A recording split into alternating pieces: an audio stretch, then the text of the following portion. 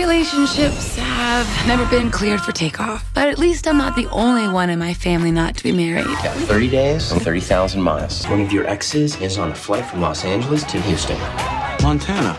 Langston. Montana. Curtis. Montana Moore. This ain't my house. It's hers. I can't afford this. Damn door! She crazy. Open. So she crazy. You spent your whole life being your own woman. Why you want to change now? I just would really like to be somebody else's too.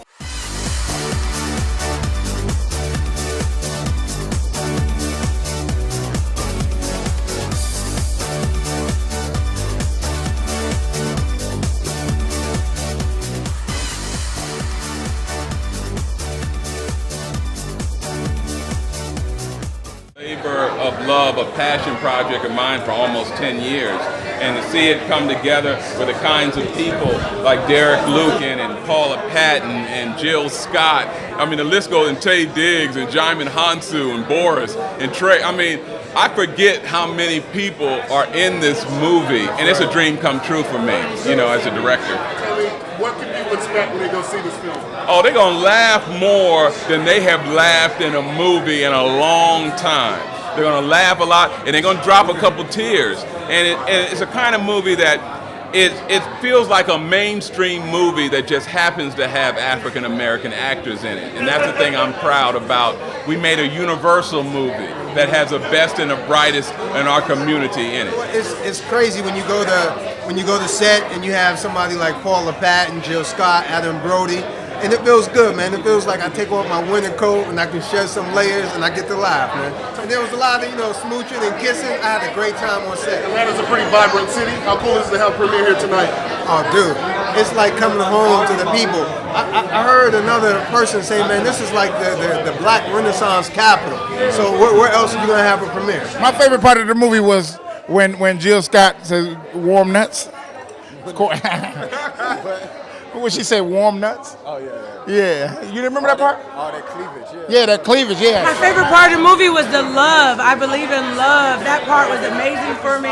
I think love is still alive. I love black love. So that was like my favorite part, like the whole fight. And the fight for the regular guy. She didn't go for the rich guy. And I think the regular dude is in now. The movie was a little sad, made you a little like I'm really single and everybody else is married. But I've been married before too, and it's bad. So it made me kind of feel okay. I was neutralized at the end, but highly entertained. So can't wait till September 27th. Everyone really needs to see Baggage Claim Day. What did you like most about the film? That it was made. That it's here and it's going to be in the theaters. No, it's a wonderful film. It's a great romantic comedy. Again, there's a void out there that needs to be filled, and this one fills it.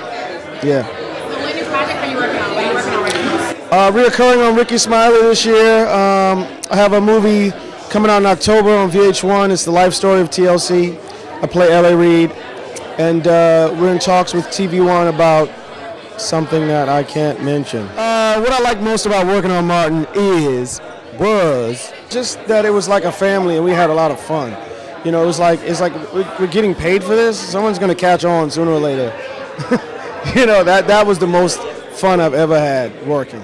The craziest thing that happened on set was we were shooting a scene with Graham's wife, and it was supposed to be a wife and 2 kids, but we were running late and we had to send the kids home. So a producer says, well, what are we gonna do? It's no big deal with just a wife coming in, and one of the execs said, have Lynn do it. And I said, ain't no way you're gonna have Boris Kojo up there kissing my wife. So I went back and prayed for a second about it.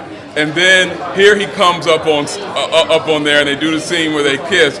And then Boris, at the end of the scene, he says, "Yeah, man," he says, "it was a great scene." He said, "Tell your wife good job and give her another kiss in the mouth for her." So every time I see Boris, I want to choke the mess out of him because he always says, "Man, how's your wife doing, man?" Yeah.